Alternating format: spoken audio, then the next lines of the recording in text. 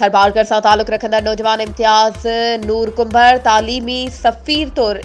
स्कॉला Canada तरफ़ां rising star जो award माणे वरितो। कैनेडा में सिंधियुनि जी तंज़ीम स्कॉला पारां civil society support programme CSSP जे ताउन सां हैदराबाद जे मेहरान आर्ट्स काउंसिल जे ऑडिटोरियम में Sindh rising star youth convention मुनक़िद कयो वियो, जिते सिनेमा उभरंदड़ सितारनि जी कयल ख़िदमतुनि खे मञता पेश करण लाइ राइज़िंग स्टार एवॉर्ड ॾिना विया। राइज़िंग स्टार एवॉर्ड तक़रीब में थरपारकर सां तालुक़ रखंदड़ नौजवान तालीमदान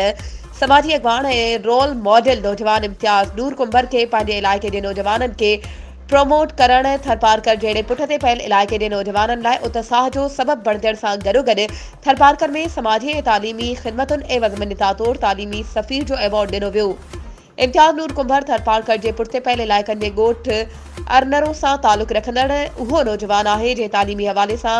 डबल मास्टर्स इन एजुकेशन ऐं मास्टर्स इन एजुकेशन करण सां गॾोगॾु हिन वक़्तु एजुकेशन में MPhil पिणु करे रहियो आहे। वधीक ख़बरूं ऐं अपडेट्स जे लाइ असांजे चैनल खे सब्सक्राइब कयो ऐं हा बेल आइकन खे प्रेस करण न विसारिजो त जीअं असांजी हर नई अचण वारी वीडियो तव्हां ताईं